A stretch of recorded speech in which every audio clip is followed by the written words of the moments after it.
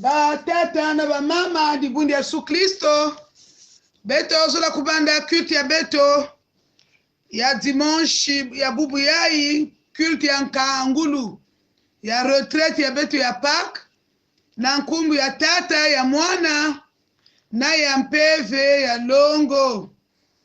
Louez le Seigneur car il est bon et son amour n'a pas de fin. Qui saura dire les exploits du Seigneur et faire entendre partout sa louange? Heureux ceux qui observent le droit établi par Dieu et font toujours ce qui est juste. Que la grâce et la paix vous soient données de la part de Dieu notre Père et de Jésus-Christ notre Sauveur. Amen. Amen. Beto ke telama na baina linda telama to telemi na bo ko telema pe ko yemba cantique numéro 192, cantique Intwadi 192. Fumuwe na moyo yimila mukese tubabo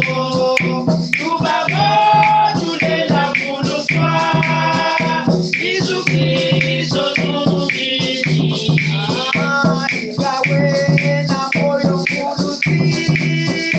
kulusi wajata kabanza kasabisa bako Yesu Kristo tumubiri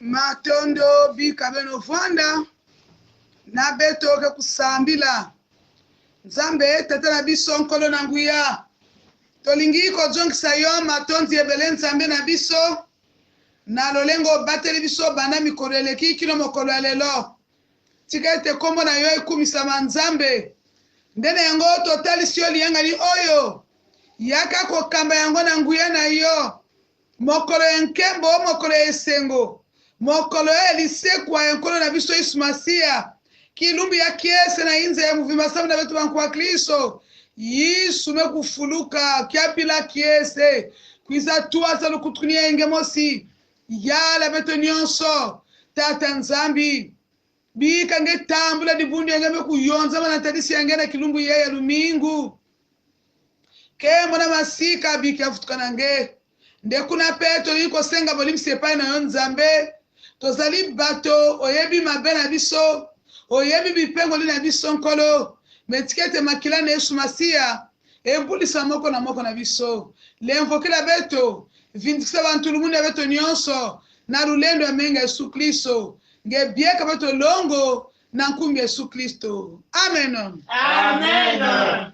Na kilokola yai dibundi Yesu Kristo beto zola kuyamba sana maloba na nzambe lobi ete botala ndenge ezali malamu mpe esengo na ntango bana nzambe bazalaka esika moko ni kuna bizala kuzolisila ngizuli ya mbote na dibundi ya nzambi nyonso dibundi ya nzambi mbote ya beno mbote diaka lingomba na nzambe mbote na bino mbote lisuswe mbote na bino kuna na Amerika mbote na bino kuna na Europe mbote na bino kuna na Asie mbote na bino kuna na Oceanie mbote na bino kuna na Afrika mobimba mbote na bino kuna na Pointe Noire Dolizi Nkai weso infondo swanke sibiti muyondi bisika nyonso na Kongo mobimba pena molongo mobimba beni kana kulanda kulti ya ibunde nzambi mocha beno na kintwa de weto nyonso twiza kweto mu Muyenge bikatata nzambi katu Sakumanga Nakatusalilanga pe commission technique mbote ya beno kwiza mbote nzambi sakumuna beno na beto nyonso bisielo ya nzambi ikuna bizula kukota na kuyangalala na kukemisa mfulukulu ya mfume wetu Yesu Kristo. Ebaketo bayenda kunangamu bayende wabalaye mazizaka na kujamu.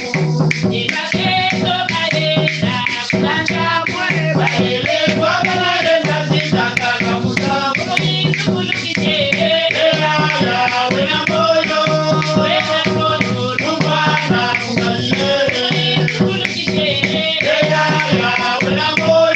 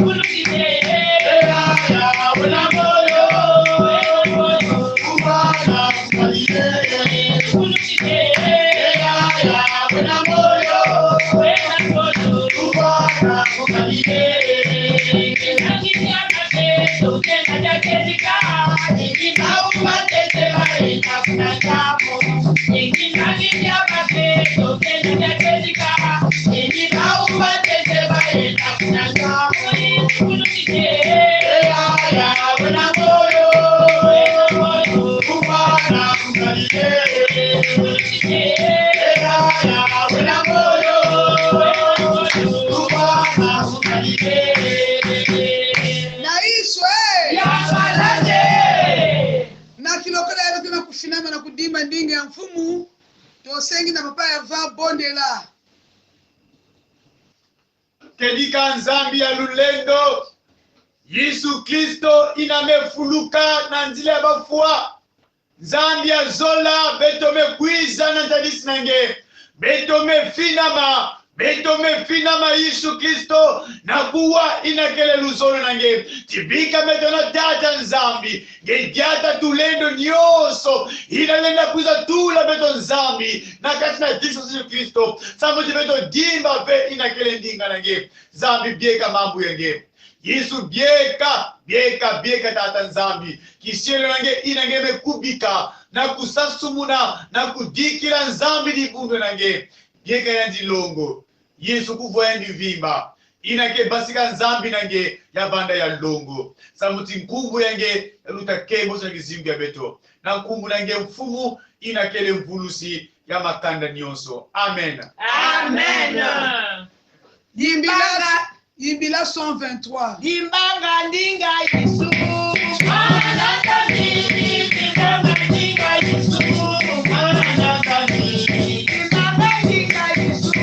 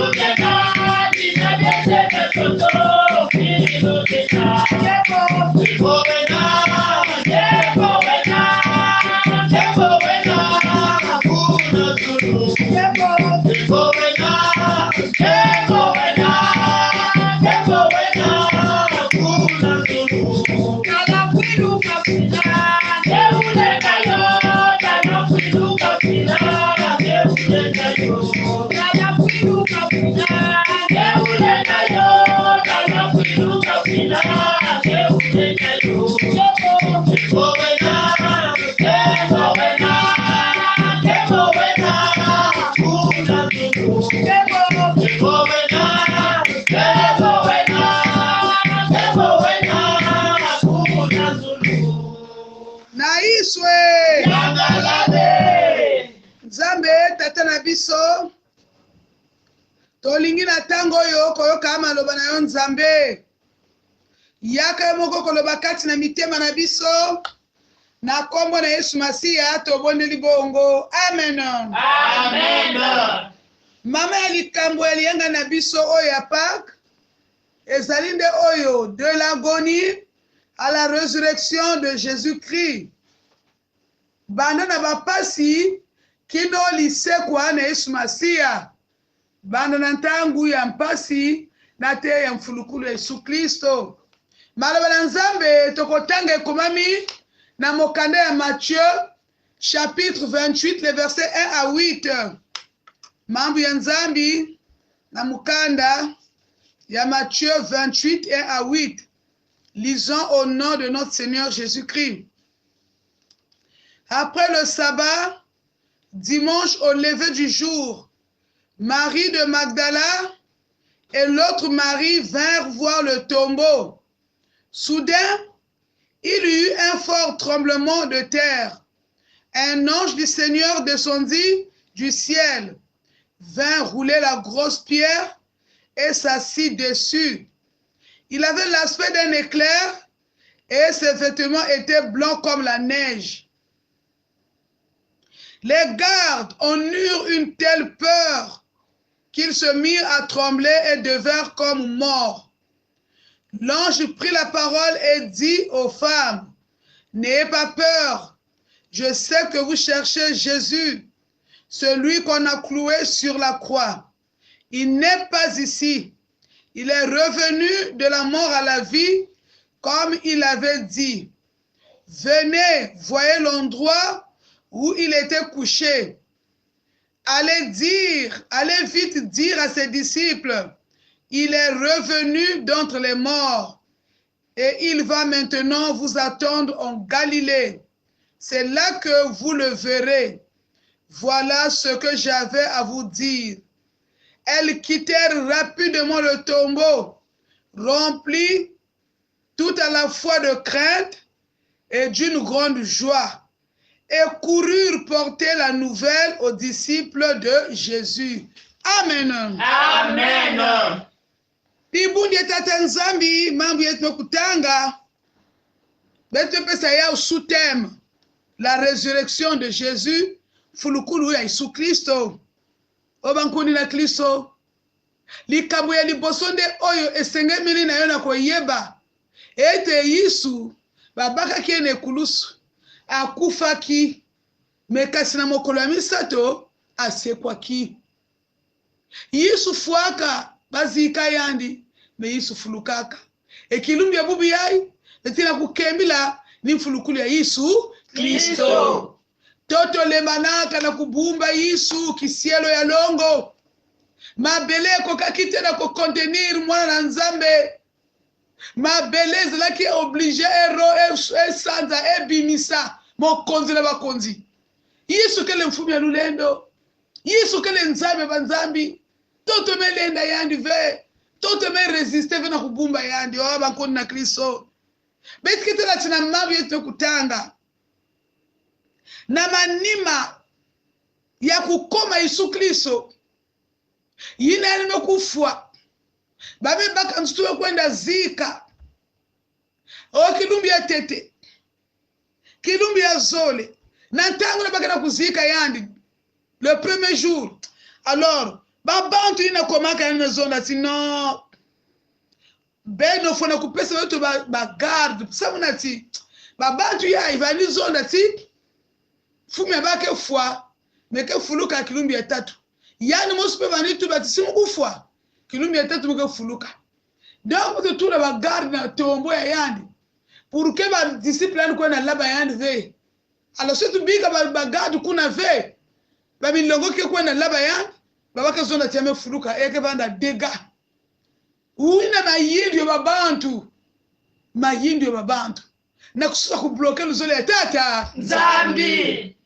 Makanisi ya batelaka toujours mosusu bango na makanisi bango balingi ba empêcher mokano na Nzambe kokisama bakomi komona ete moto alobaki soki akufi mokolo biso to kosekwa esengami na biso tonzo bagarde bapomba minene tokono tia bambinga tokono tia liboso ya tombo na ye basala sécurité po ete bayekoli na ye bakende koyiba ye kuna te po ete soki totia bambinga kuna te bayekoli bakono zwa nzoto wana e bakokosa te ya sekwi ekwala pasi tala mutino ame baka bagarde babantu ya nene ya kuzanga mabambinga bamekwenda tula mantola tombo ya Jésus samana kusala soi-disant sécurité pour que Yesu kufuluka ve kakiadiko Yadi.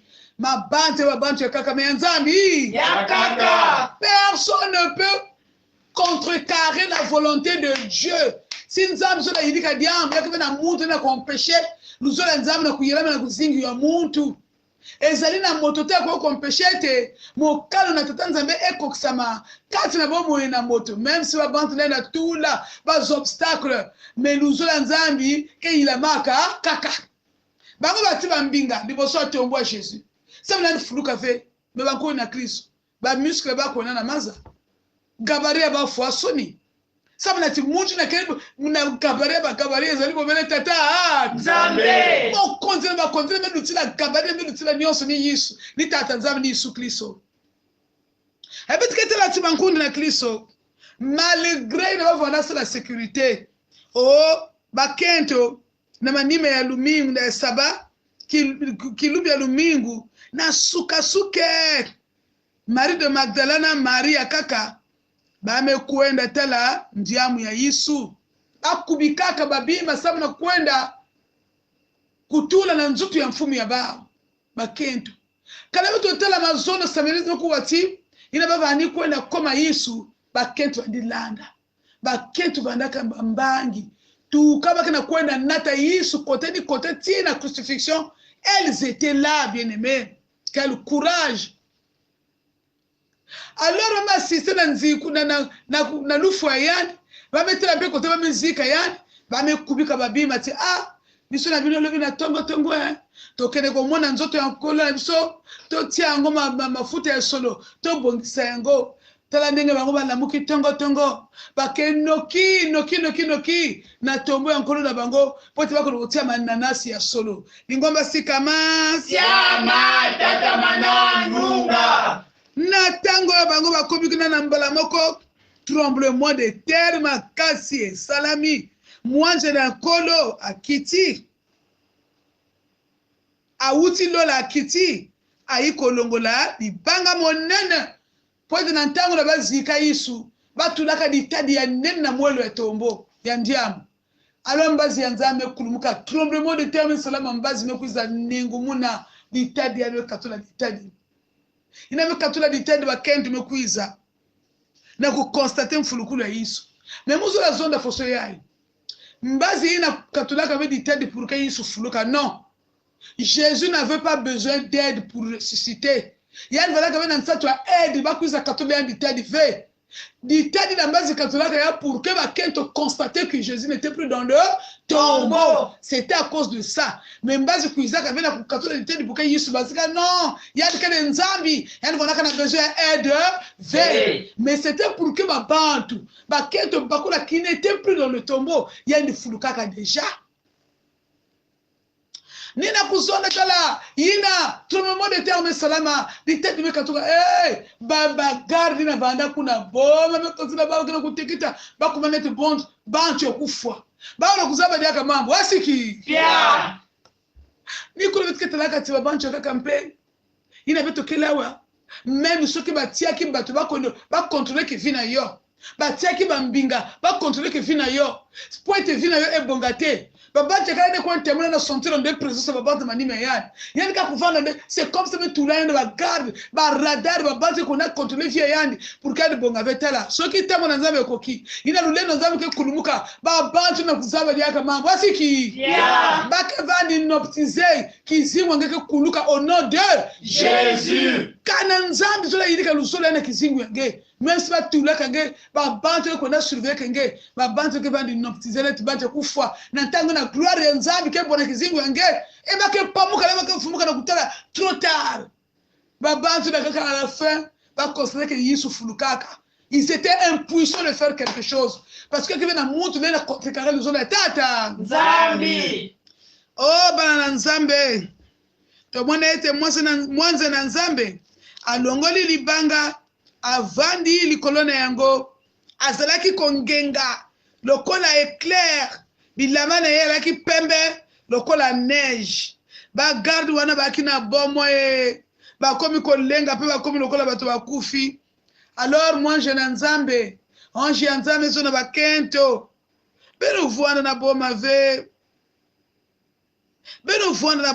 muzabati beno kwiza sosa Yesu yina bakomaka na dikulunsi yandi kele awave me yani me fuluka yani me Fuluka. yani kele awave yani ke diaka na bandiamu ve Yesu ke diaka na basimitiere ve me yani me fuluka yani me Fuluka. tala nani bato mususu kino lelo babantu ke vuna ngetu bakonda sala nge travail spirituel na basimitiere mais Jésus ke na basimitiere ve me Yesu ke na ndiamu ve wafu so ba ni nzambi ba ke sambirila nge me bakonda sala nge délivrance na basimitiere qui est là-bas. Est-ce que Yesu ke na cimetière? Est-ce que Yesu ke na tombeau? Mais ça na yiki ba nkudu lenge travail nge ba ke na tanga na cimetière kwa na baka toto ba cimetière na kwa na saba ba pratique na cimetière soit disons pour te délivrer. Kaki adiko? Kiaji. Yesu ke dia kana ba cimetière vient de fulukaka. Voilà pourquoi ange mezola il n'est pas ici. Jésus n'est pas ici. Yann me fuluka. Yann ke le moyo. Yesu asekui. Azali awate.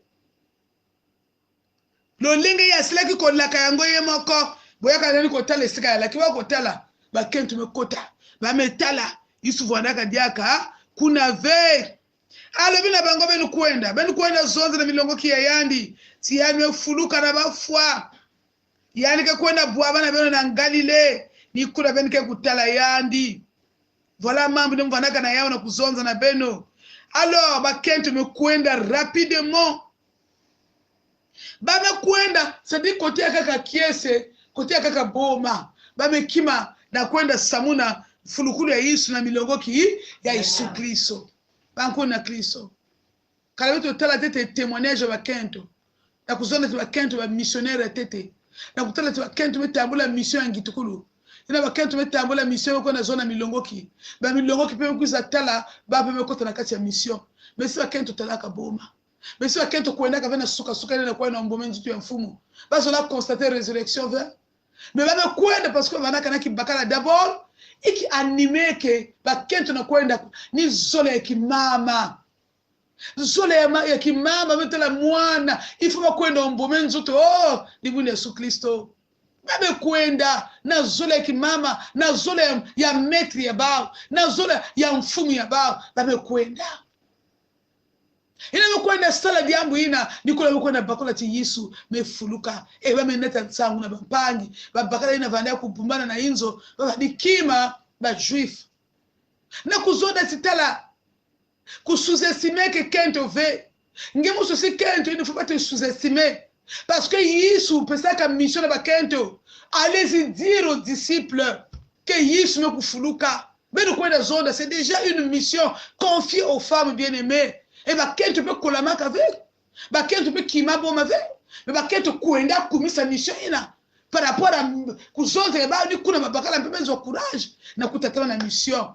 Obanku na Kristo nzambi ke libre kusarila nana nwezola kati kistalo ya yandi beto nyoske ba missionnaire yevana ba Kento yevana ba bakala beto nyoske metambula mbinu munu na kusamuna mfulukule Yesu Kristo yina Yesu mefuluka dibuni ya nzambi meyanu mfuluka sabu na nge sabu na munu mfulukule Yesu Kristo kana kuna sila beto deliverance mfulukule Yesu Kristo kana pesa beto victoire na zule satana yevani pense te aba mekoma Yesu c'est fini. Il a mis tout le ndiamu, oh, c'est fini. Ça a été mettre la kilengi. Mais il y a surpris, troisième jour, Yesu me fuluka. Ça a été banda kana kiadi. Yani me kota na kiadi na bambazi ya yani. Kiadi me kutzoba na kutala victoire ya mwana tata. Zambi. Yesu alongi. Yesu asekwi na likabona yo, asekwi na likabona nga, asekwi na likabona biso nyoso. Tia eliki ete liseko na Yesu, ezali ko mémoire délivrance, liseko na Yesu, ezali ko pesa solution na makabona yo, liseko na Yesu. Lolenge Yesu asili ko sekwa,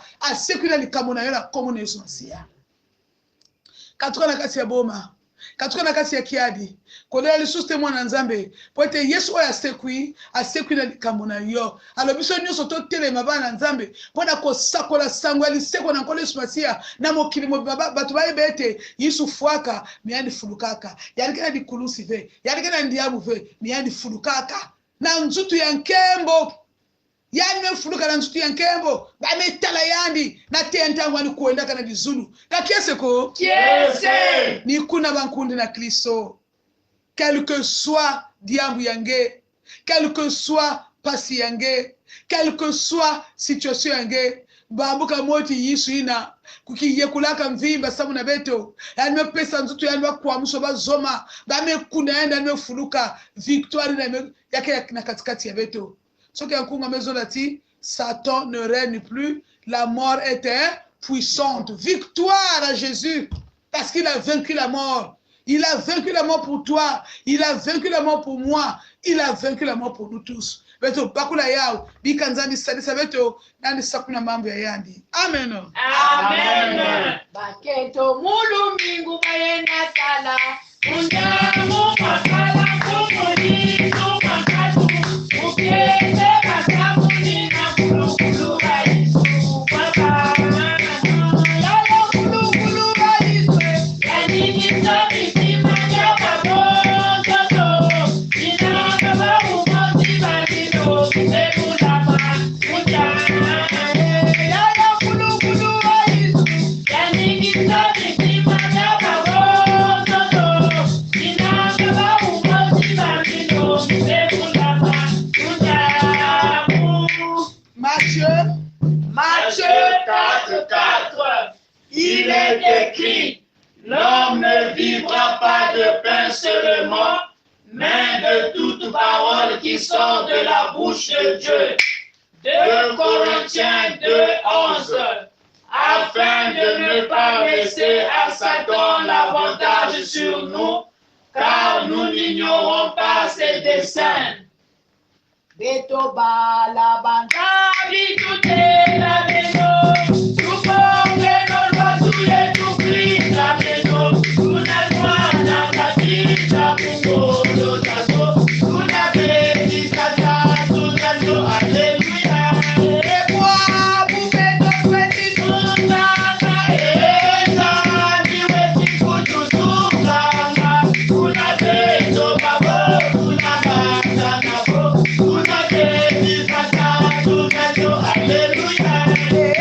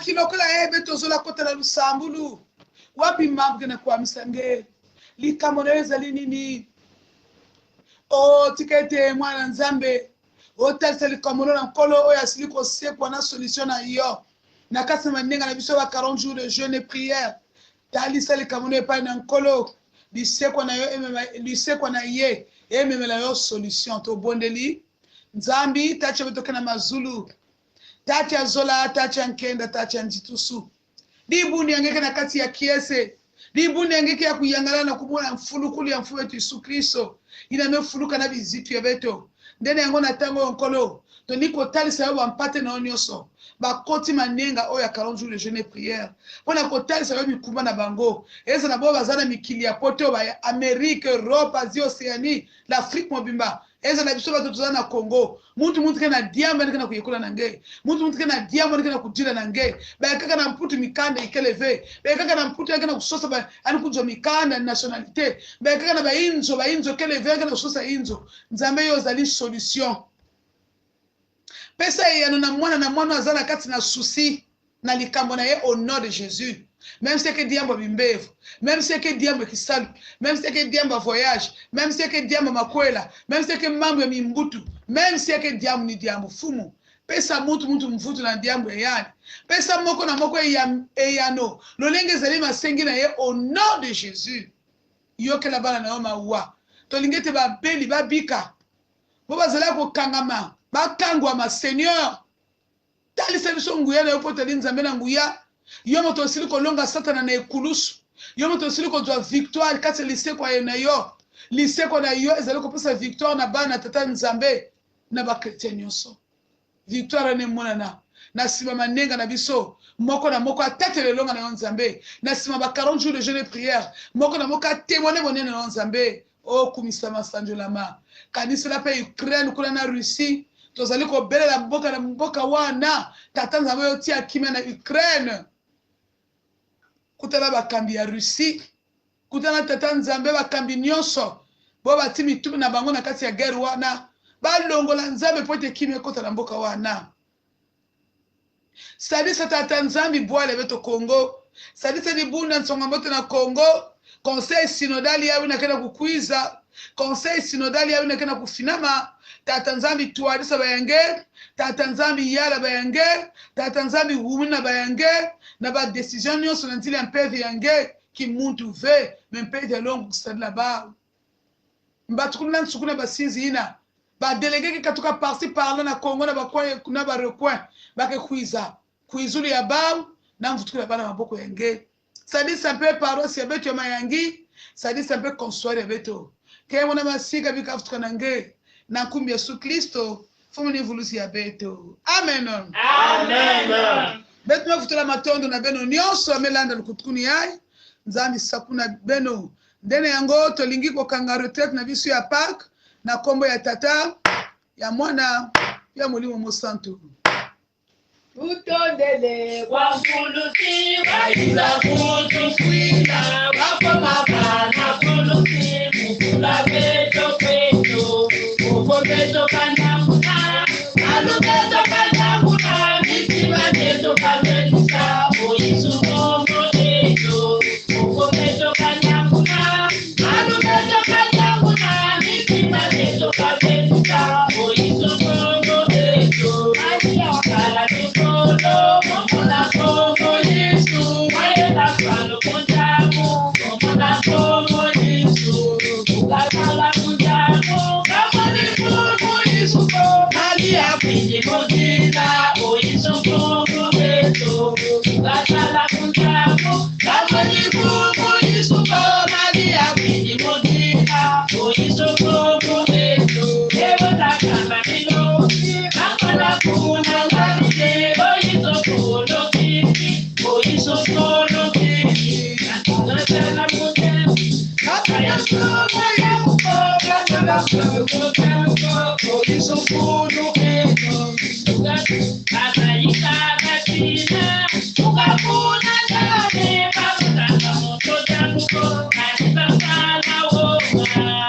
na iswe anzimbi ya betu ya ntewe tukina kwenda kusikimisa diaka matondo na bedo nyonso dibundi ya sukliso betu mekuma na nsukuni ya kulti ya beto na nsukuni ya retraite ya beto betukina kutatamana bilokole ya beto ya 40 jours de jeûne et prière betukina kutatamana nzambi salisa beno na nzambi sakumuna beno nzambi ya betu ya moyo betu metonda kendika tata na yenge mevana betu na mbatukula kulti yai na nsukuni ya yao matondo Yesu Kristo na mfulukuli yange sabana kukula inza ya muvuba bankwa Kristo nyonso kemu na masika bika futuka nange bieka dibuni yange na kedika sabana sinange nzambe kedika kani ndungunu na kumbi Yesu Kristo fumini vuluzi ya beto sedi yetu na mazulu bika kumbwa kuyazituswa bika kimfumu kya kukiza bika luzolo lwa kulwaila mabantoto pila mosibwe kuzulu bijya beto bya lumuna lumutu bana lumbuki